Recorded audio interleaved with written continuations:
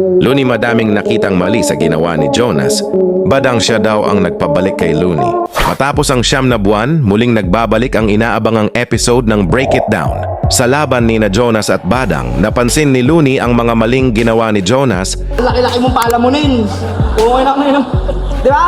Pipiga. Pamparitoke lang ng asawa yung kinikita mo buong taon. Isipin mo yun. Okay lang ina mo, chong.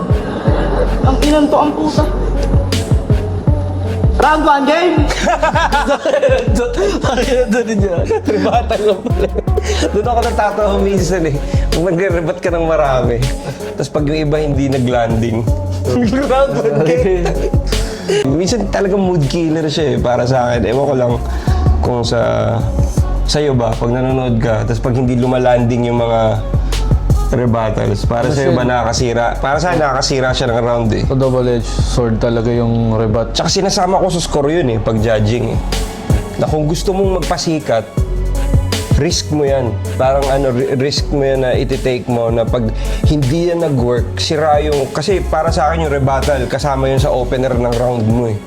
Hindi siya parang wala lang pag Hindi siya wala gumana. lang na porket nagsalita ka lang dyan. Na ano mo na yung Kasi sa angulo tunay na ng battle rap circuit, talagang yung rebuttals nandun. Tsaka naka-rhyme. Hindi siya yung spoken word rebuttal na nakikipag-usap ka. oo, na parang may naisip ka pero wala ka naisip na ka-rhyme para sa kanya.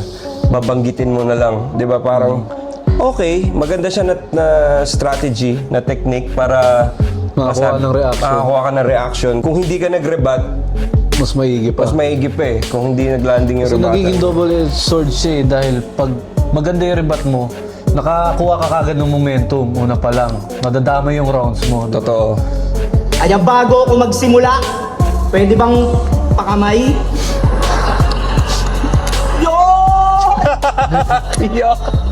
Lagi naka-ready yung ano. Kamay talaga. Sana sinumpisahan niya lang ng ganun. Oo nga eh. Yun nga, di ba? Oh, di ba? Kung tama ka, kung inumpisahan niya ng ganun, di ba? Mas malakas yung... May reaction siya. Di, tsaka yung ano niya, kumbaga malinis pa yung Intro niya. intro niya, tsaka hindi siya huhusgahan agad na, yan ba yung mga bars mo? Baka siguro nadala siya sa emosyon na parang ano, uy, binanatan yung asawa ko, kailangan ko. Totoo. Yun din eh. Minsan kasi may personal reasons ba't ka magre-rebut eh. Hindi lang dahil para manalo ka eh. O baka Yun, isip tulad niyo nun. tangan, hindi ko napagtanggol. Napagtanggol yun, isa rin yun. Pero malaking pasasalamat pa rin ang nasabi ni Jonas. Sa kabilang banda, ayon naman kay Badang, siya daw ang nagpabalik ulit kay Looney. naman natin kung sino gumagawa ng Break It Down, no? Actually, talagang gusto ko, baka bukas, reviewin ko sila, no? Talaga ng mga, umpisa pa lang si Looney, no? Parang saludo siya sa akin, gano'n. Si Apex naman gusto ng bumuga.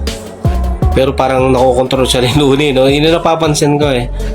Pero habang tumatagal, no? Pakupal ng pakupal. Pero ganun pa man, wala, kailangan talaga nila ako. Lalo na nagbalik si Looney sa sa Break It Down, di ba? Dahil lang kay Badang. Napabalik si Looney, no? Dahil sa, diba? Iba pa rin si Tito, no? Sabi ko nga naman, nag-comment din ako dun sa bakit hindi mo kay Looney sa page ni Looney? Bakit di mo i-break it down yung yung laban namin ni K-Ram, diba? Kung kailan ako hindi nakakapaganda ng maganda, Jonas vs Badang, tsaka mo i-break it down, talagang ko doon, sablay ako doon. Tapos magtatanong kayo ng talent fee ko. Tapos ban, diba? Parang ban, diba? Ban ba siya sa flip top? Sabi niya sa post, hindi daw siya ban. Maarte lang daw yung issue. Ban lang.